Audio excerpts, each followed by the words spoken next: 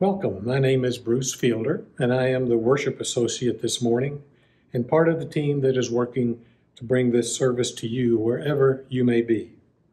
We are an inclusive congregation that welcomes you as you are, inclusive of all your identities, complexities, and situations.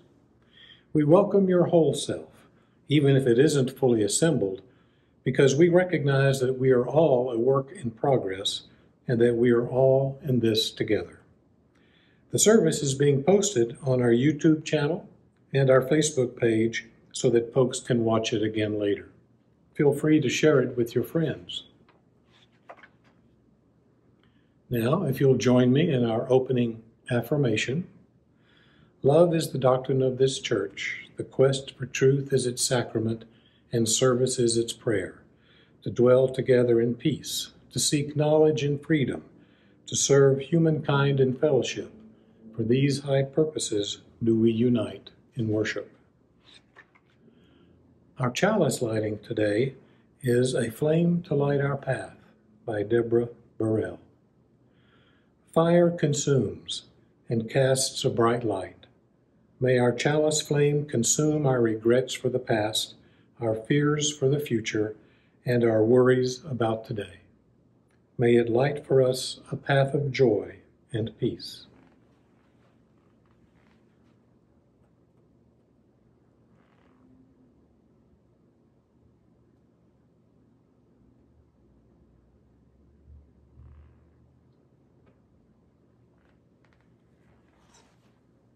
And now Donna Mosley will give a story time for all ages.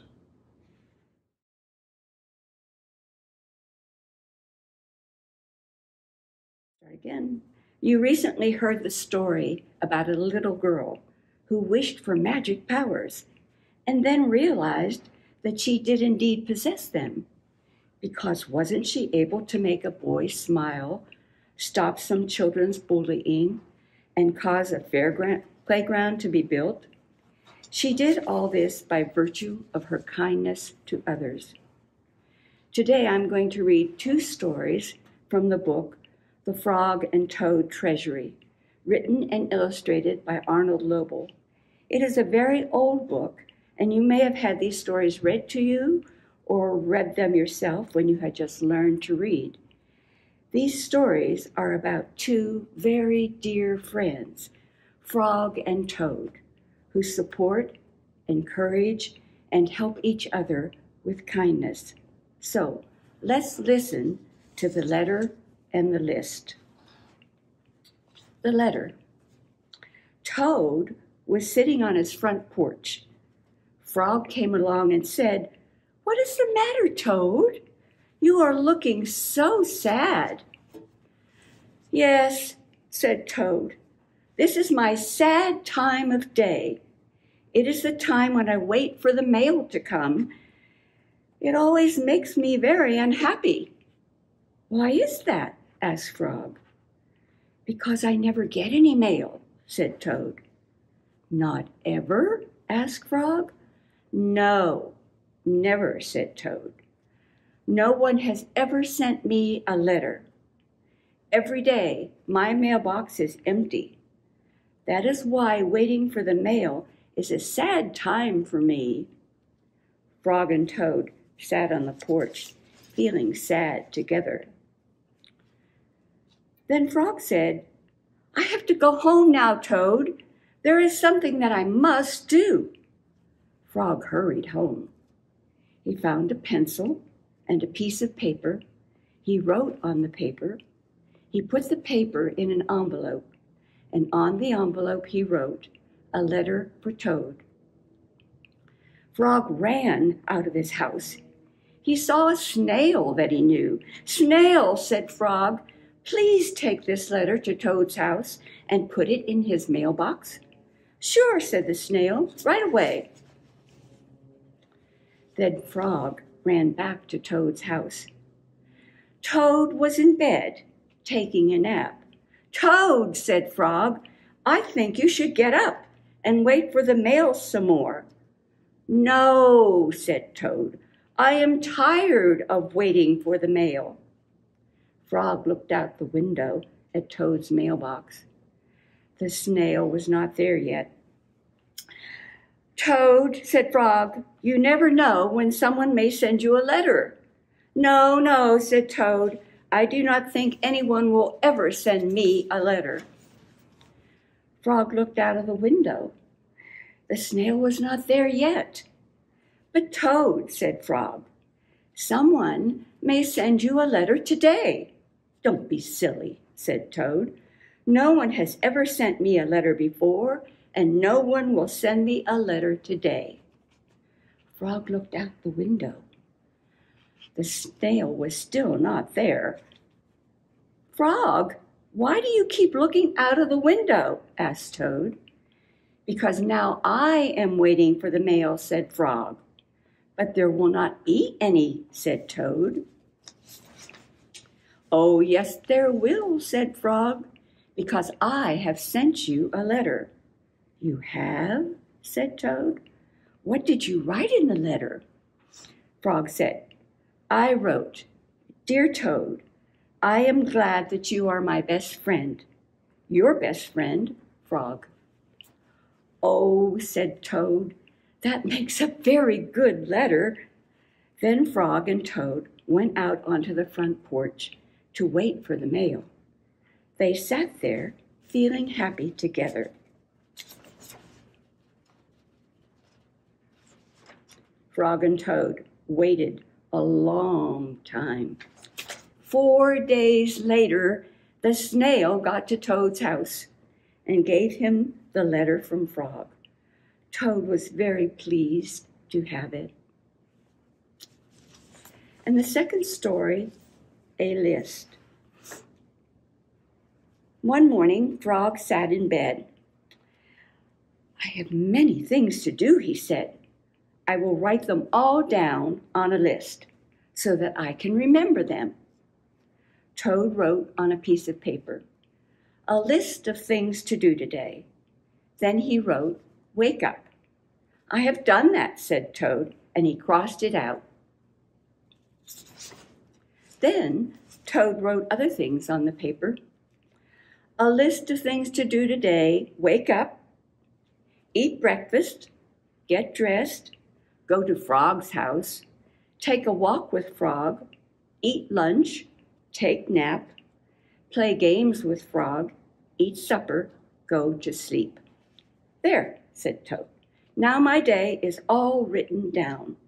He got out of bed and had something to eat. Then Toad crossed out, "Eat breakfast." Toad took his clothes out of the closet and put them on. Then he crossed out, "Get dressed." Toad put the list in his pocket.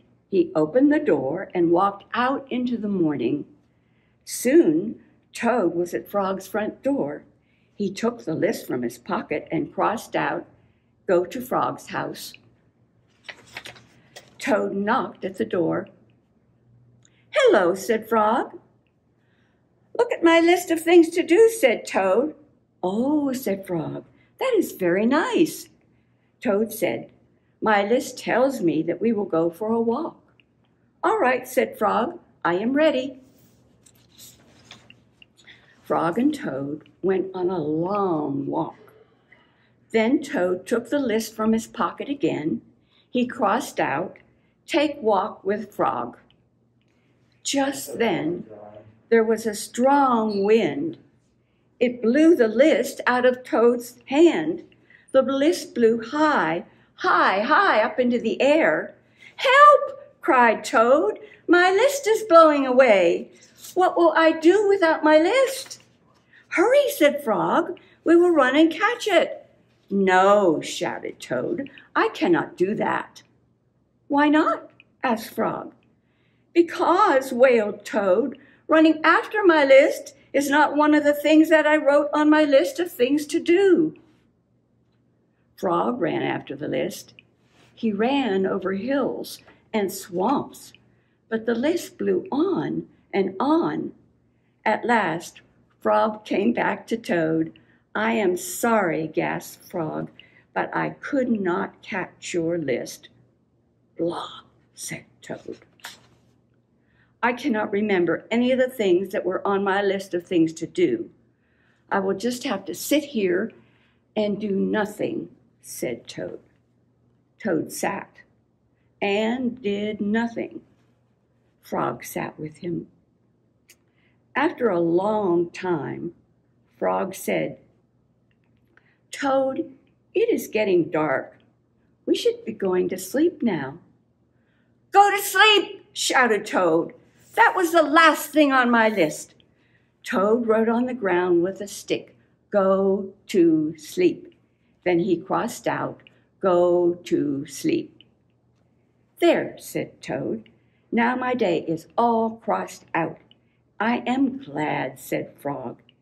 Then Frog and Toad went right to sleep. Two good friends who helped and encouraged each other and showed great kindness. And our reading today will be by Donna Mosley.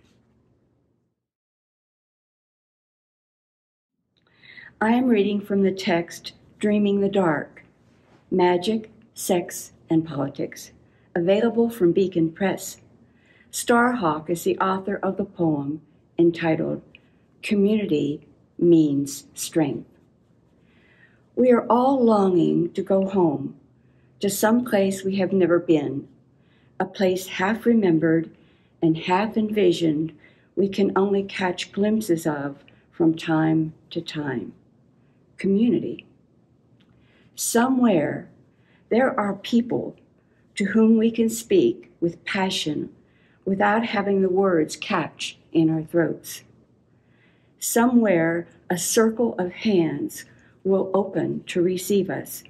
Eyes will light up as we enter. Voices will celebrate with us whenever we come into our own power. Community means strength that joins our strength to do the work that needs to be done. Arms to hold us when we falter. A circle of healing. A circle of friends. Someplace where we can be free. Our speaker today is someone very well known to Amarillo and Canyon in the Panhandle area. Dr. Russell Lowery Hart, president of Amarillo College since 2014.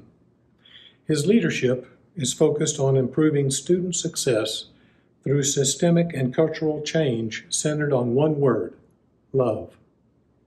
Under his presidency, Amarillo College was named a 2021 Top 5 institution and Rising Star for Aspen Prize for Community College Excellence.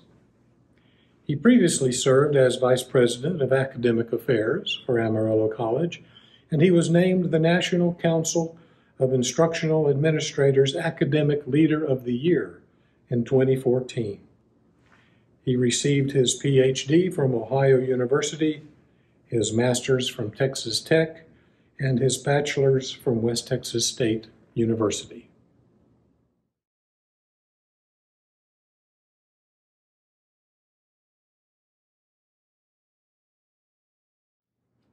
It was raining.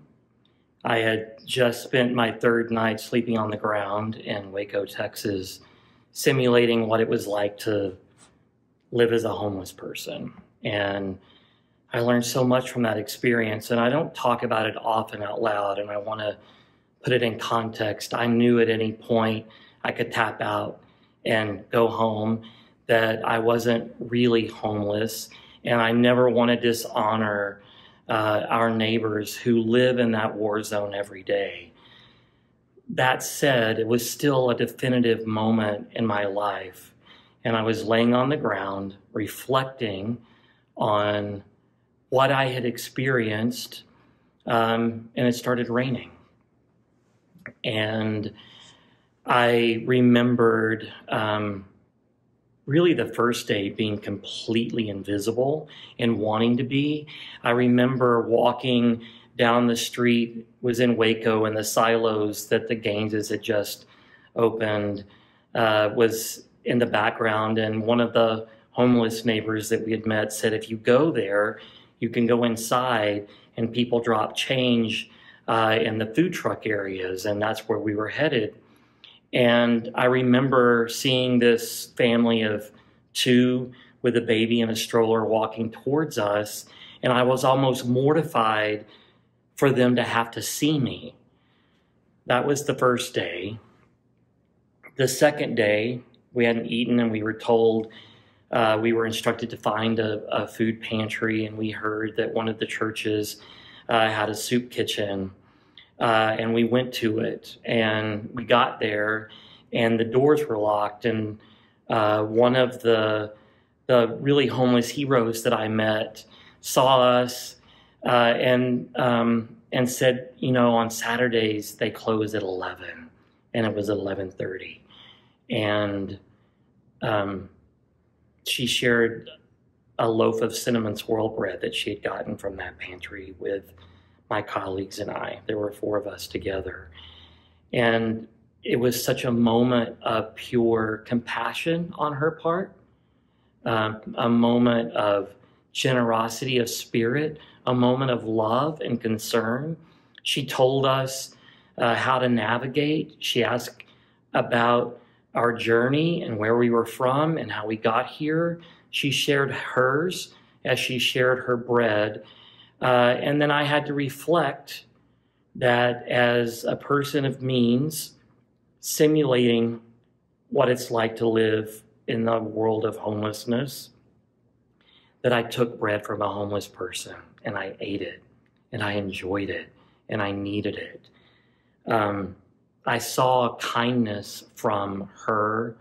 I saw kindness from so many people that were living in the war zone of poverty. I saw community. I saw help and compassion and true generosity from those that were living in the war zone of homelessness. But to those that weren't living in that war zone, I experienced isolation, complete invisibility, anger, judgment, and antipathy. And I was laying on the ground, and it was raining, and I was reflecting on how I would be different when I went home the next day. Got up after sleeping on the ground for 3 days and understanding why our homeless neighbors have dogs and why they carry everything they own with such protection, because it's all they have of their connection to their former selves, and their pets aren't just companions, they're protections. I saw my homeless neighbors sleep on top of everything they own because they are so at risk of losing it all through theft and abuse and other enforcements.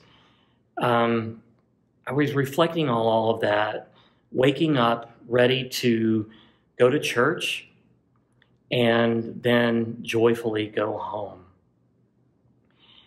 And we had to walk 2.5 miles to this church. It's this amazing church called, they call themselves Billy Goats. They're under the bridge. They're the Billy Goats Gruff that are protecting the bridge, and they all meet in this church. They hold church under the bridge. And we were walking to this church that was under the I-35 interstate. And we walked by a lot of church buildings to get to that church. And there was one church in particular that had a gold dome. It had Mercedes parked outside its doors. And it had removed the spigots from the water fountain, the water outside their buildings, because they were so afraid that people with nothing might get something they didn't deserve. And at the same time of seeing that they had removed their spigots from the multiple places where they water their grass, I saw multiple people double-click their keys to make sure their car was locked, to run across the street to avoid interacting with me, and I lost my mind. I yelled profanity. I called out what I saw as a complete contradiction in the words that their religion professes to hold, and immediately felt gratified by it. And what I learned in that process is that I had also affirmed their very fears of the homeless neighbors that I'd made over that weekend, that we're unstable, that we're volatile, that we can't be trusted, that the very people that I was trying to defend I had hurt. But the hypocrisy of our churches in relationship to our communities that need them so desperately was more than I can bear.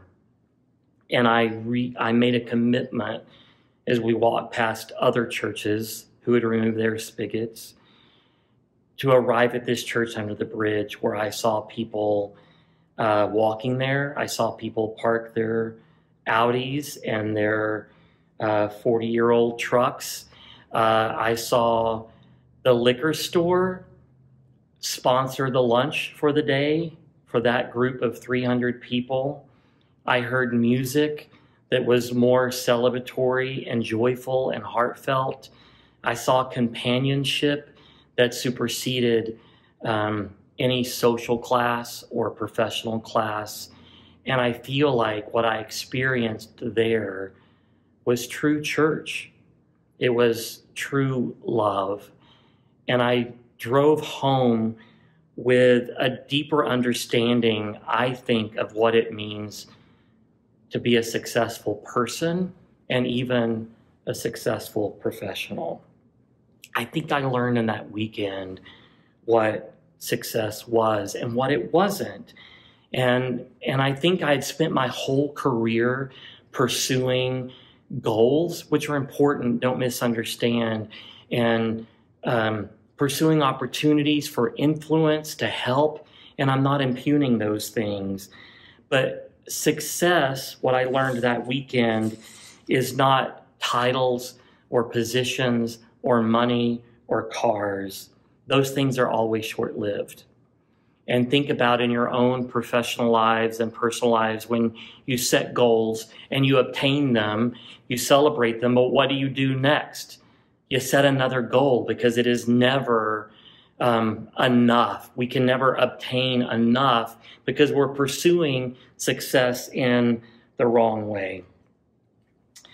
So what I learned is that success is really, truly just one thing. And it's something that I learned when I watched CBS Morning News. I think it was an On the Road with Steve Kraft, and you should look it up. He had this entire interview with this 4-year-old kid in Birmingham, Alabama. And he was watching a PBS special with his dad, where he learned that there were some pandas that were homeless, that when they were born, their mom and dad rejected them and they didn't have a home. And his first question to his dad was, are people homeless? And when he learned that it wasn't just pandas that were homeless, that there were people that were homeless, that he asked his parents to forego his allowance, to forego money that they would spend on toys, and he adopted a superhero name, used those funds to buy chicken sandwiches and distribute them to the homeless people in his Birmingham neighborhood. What I learned from President Austin is what he says every single time he hands out a chicken sandwich: don't forget to show love. True success is love. True success is walking and living and exuding love. And the one thing missing from our journeys to success most often is truly connecting with people through that language of kindness and love. So I'm challenging you at this really incredible body of people who do this on a daily basis already to embrace kindness and love as a part of our worldly goals. And that when we do that, it will open us up to opportunities to share it in even more profound ways. And when we do share it, we won't be empty when we get there. And I'm not talking about big, grandiose demonstrations of love. You don't have to be a President Austin who gives up toys as a 4-year-old and dons a cape that calls himself President Austin as his superhero name, because he thinks that's what presidents are supposed to do. And I couldn't agree more with him. We're not talking about having to demonstrate big, huge splashes of love, but it's the small whispers, it's the quiet moments that happen every day when we drop our masks and reveal our hearts. And I think especially in a pandemic where we've been isolated, where we have faced issues of social justice and economic injustice, that it's easy to put that mask on even tighter to protect us from not just revealing ourselves, but the fear of knowing how other people might be revealing themselves and not certain that we would receive love and kindness on the other end. But I'm asking you, as my friends and my colleagues, to have enough faith in yourself, to have enough faith in the rivers of kindness to connect people with you, and have enough faith in the people that they will greet that kindness with kindness. I think the only ways that we can heal our fears and insecurities is when we truly, intentionally, thoughtfully connect with each other from a place of love and kindness. Mr. Rogers, a hero of mine, I'm sure of yours as well, said that there are 3 ways that we ultimately succeed. The first way is to be kind. The second way is to be kind. And the third way is easiest. It's just be kind. He said that we look for what's best in the person we have to be at the moment. And when we look for what's best in the person that we have to be at that moment, we are doing what God does. So in appreciating our neighbor, he says, we're participating in something that's truly holy. I believe that the solutions to what ails us nationally, globally, locally, is about community and community solutions and doing things that have impact, that make things better. It's finding more balance in how we engage with and know each other. And when we metaphorically lower our masks to reveal our true selves in anticipation and trust and faith, that we will be greeted with love and kindness that we're willing to share. It's finding balance in the way that we engage with technology that can be tools that truly help, but whose applications can also be destructive. It's finding a basis of how we engage with each other in this country, in this community, in our neighborhoods, in ways that we can heal our nation by intentionally, powerfully, simply choosing love and kindness with each other instead of embracing cynicism, nastiness, and in some cases, just pure hate.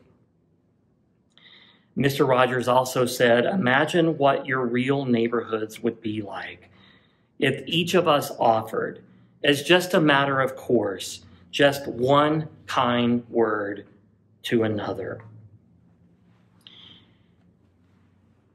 his entire show, which was courageous if you go back and look at it, a show that addressed the ills of the day, that talked about racism and war and divorce and child abuse.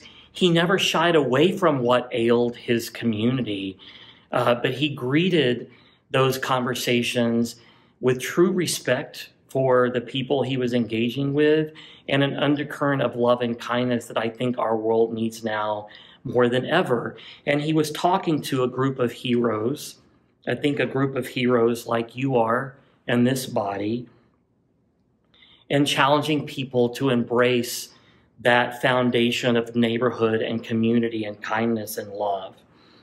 And I want to share this quote with you, and at the end of it, it is a challenge that I'm going to lay on you and ask you to embrace alongside me. So this is what he said. I'd like to give you all an invisible gift, a gift of a silent minute to think about those who've helped you become more who you are today. Some of them may be here right now in this room. Some may be away. Some may be in a version of heaven. But wherever they are, if they've loved you and encouraged you and wanted what was best for you in your life, they're right beside you. They're inside you. And I felt that you deserved quiet time on this occasion of gathering to devote some thought to them. So, Mr. Rogers said, let's take a minute in honor of those who've cared about us along the way. One silent minute. I want us to take that minute with each other right now to think about who your hero was that changed you. One silent minute to think about them.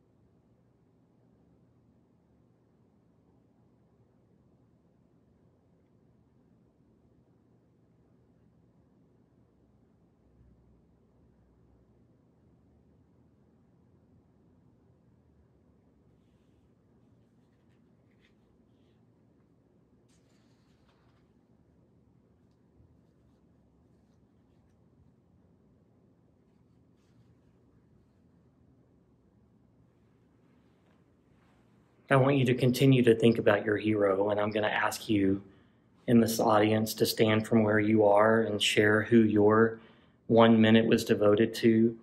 But I want to tell you about my hero. I referenced earlier that I was laying on the ground and it was raining, and what I didn't reference is that I started crying. And they were tears of anger and frustration and uncertainty and hunger. They were tears of discomfort, but they were also old tears of pain and dysfunction and rejection. And my hero is actually Evelyn Nelson. As a 4-year-old boy, my dysfunctional family and I moved out into the country. And the only neighbor within miles was Gink and Evelyn Nelson. And Evelyn had just retired as a music teacher, had already dedicated her life to serving students. And this needy little 4-year-old moved in next door, which really wasn't next door, but it was close enough that I could walk to her house and pet her dog and look at her art and tinkle with her piano and eat her cinnamon rolls. But in doing that, I learned what it was like to be loved unconditionally. I learned about church. I learned about music. I learned about politics. I learned how to make those cinnamon rolls. I learned how to be loved. I learned how to love. I I had a safe place. And as a 4-year-old who grew into a teenager, who grew into an adult, I can acknowledge that Evelyn was maybe the most profound hero in my raising, who picked me up at school, who, when she could tell things were especially difficult home, would pick me up at school and we would get a burger at the Mustang Drive-In in Wilson, Texas, and we would play cards and she would teach me dominoes. She just loved me. And I don't think that I would be a father today. I don't think I would be the president of Amarillo College today if Evelyn hadn't invested kindness and love in me in ways that were not only not expected, but were beyond what would have been called for in a neighborly situation. She became a lifeline, a grandmother, a person that I named my kids after. She was that definitive in my life. I learned kindness from her. I learned what love felt and looked like to her. But the most important thing I learned from her is I learned how to give love, not just receive it. So I want you to tell us who your neighbors are. But before I do, I'll say one more thing. I think we have our community in our hands, and that we're going to have to help lead it and to heal it. And we're going to do that by loving it. And I think we've got to make sure that we're intentional in seeing the people in our paths, even if they might be invisible. And that as we migrate across our neighborhoods and our workplaces, that we take President Austin as a superhero with us and remember his call to action. Don't forget to show love. So as I end my time with you on this recording, I actually want us to take the time with each other online, in this space, in your text messages, in your emails, to share with each other who your hero was. And if they're still living, make sure they know they played that role in your life. Much love. Thank you.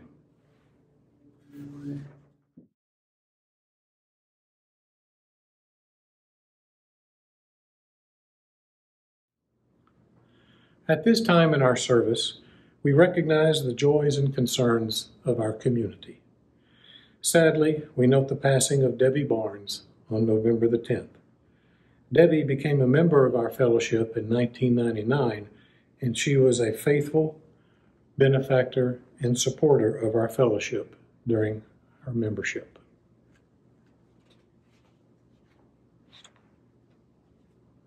We have no other joys or concerns, so I will light one final candle for the unspoken joys and concerns not shared but still felt deeply in our hearts.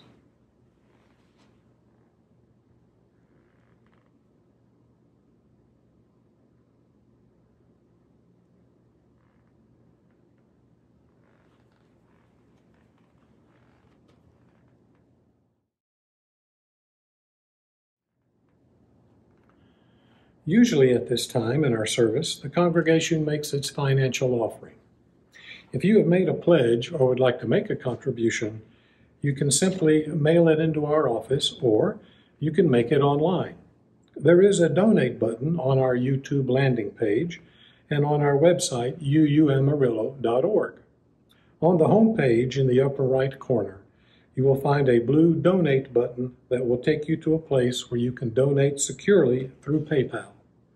If you have made a financial pledge this year, please keep up your pledge. We have completed the official period of our 2022 Stewardship Pledge Drive, but if you haven't yet returned your pledge, please do so at your earliest opportunity.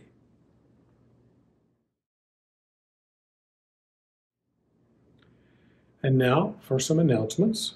While we are not meeting in person for our 11 o'clock service, some groups are still meeting.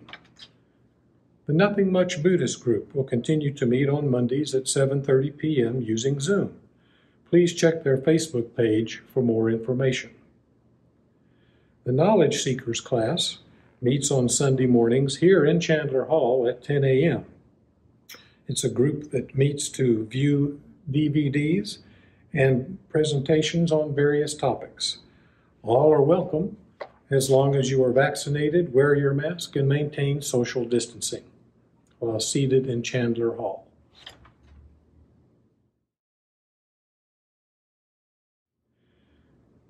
And now we extinguish our chalice, and this is the message of our faith by Maureen Killoran.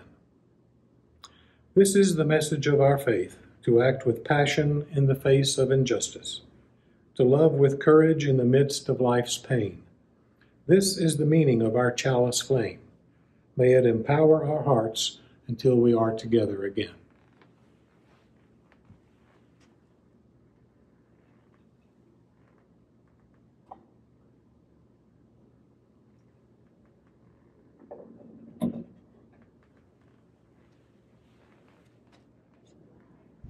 Now our closing words. May the fellowship of this hour touch and move our lives until we come again together. Go in peace.